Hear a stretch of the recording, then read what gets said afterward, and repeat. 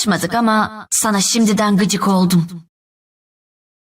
Ve perde. Dizginsiz büyüler diyarı Aionya'nın hayat dolu halkı ve güçlü ruhları uyum içinde yaşamaya çalışıyor. Ama bazen bu huzur dolu dengeyi korumak hiç de kolay olmuyor. Bazen birilerinin müdahale etmesi gerekiyor. Kinku kendini Aionya'nın kutsal dengesinin koruyucusu olarak gören bir tarikat. Tarikatın sadık üyeleri hem ruhani hem maddi dünyada gezerek iki dünya arasındaki anlaşmazlıkları çözüyor, gerektiği zaman da güç kullanarak müdahale ediyorlar. Bu tarikatın üyelerinden meşhur gölgenin yumruğu Mayim Jom'un Teti'nin Akali adlı bir kızı oldu. Mayim ve eşi Tano, kızlarını alacakaranlığın gözü Büyük Usta Kusho'nun dikkatli liderliğiyle yönetilen Kinku tarikatının saflarında büyüttüler.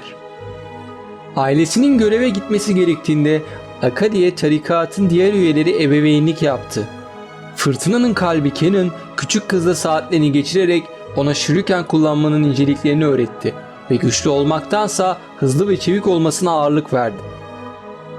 Akali zaten büyümüş ve küçülmüş bir çocuktu. Verilen her bilgiyi suyu emen bir sünger gibi benimsiyordu. Annesiyle babasının yolundan gideceği kısa sürede belli oldu. Büyük Usta'nın kendisine sedef seçtiği oğlu Shen'le birlikte kendini Aionya'nın dengesini korumaya adamış yeni bir kuşağa liderlik edecekti. Fakat denge uzun süre korunamaz. Kinku tarikatı da bir gün ikiye bölündü. Zed adında dik başlılığından ötürü Kinku'dan ayrılmış eski bir üye geri dönüp Kusho'yla şiddetli bir çatışmaya tutuştu.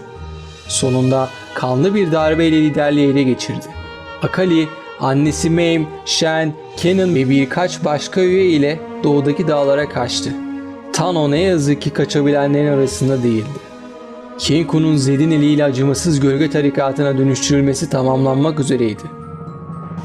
Fakat yeni alacakaranlığın gözü olan Shen, kaybettiklerini yeniden kurmaya niyetliydi. Kinku'nun üç temel felsefesine geri döneceklerdi. Yıldızları seyretmek ile tarafsız olmak, güneşi yolunda tutmak ile yargı vermek ve ağacın budanması ile dengesizliğin ortadan kaldırılması. Sayıları artık çok azdı ama çömezleri eğitip düzenlerini onardılar. Ve sayıları bir kere daha arttı. Akali 14 yaşına basıp Kinku eğitimine resmi olarak başladığında yeni gölgenin yumruğu olarak annesinin yerine geçmekte kararlıydı. Dövüş konusunda tam bir dahiydi.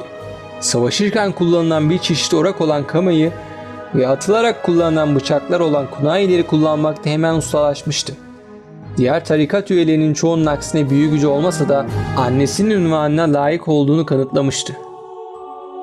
Bir süre sonra annesinin yerine yaşça en küçük çömezlerin eğitimine yardımcı olmaya başladı. Ama Akali'nin gözünden hiçbir şey kaçmıyor, içinde fırtınalar kopuyordu. Kinku ile gölge tarikatı Noxus işgali nedeniyle istemeye ateşkes ilan etmiş olsa da yurdunun acılar içinde boğulduğuna şahit oluyordu. Amaçlarını gerçekleştirip gerçekleştiremediklerini sorgulamaya başladı. Ağacın budanması, kutsal dengeyi tehdit edenlerin ortadan kaldırılması anlamına geliyordu. Ama Shen ona hep kendisine hakim olmasını söylüyordu.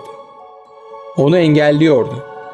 Kendi ruhunu mantralarla, meditasyonla yatıştırabilirdi ama rakiplerini beylik sözlerle yenemezdi. Yaşından ileri zekası bir süre sonra itaatsizliğe dönüştü. Shen'le tartıştı, ona kafa tuttu ve Aionya'nın düşmanlarını kendi yöntemiyle ortadan kaldırdı.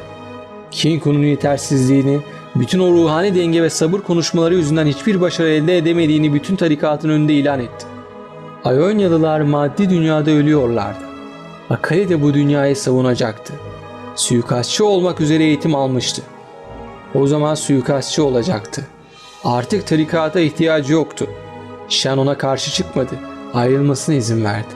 Bu yolun Akali'nin kendi başına yürümesi gereken bir yol olduğunu biliyordu. Belki bir gün yine onlara dönecekti ama dönecekse de bu kararı kendisi verecekti. Kimseye hesap vermiyorum. En güzeli de bu zaten.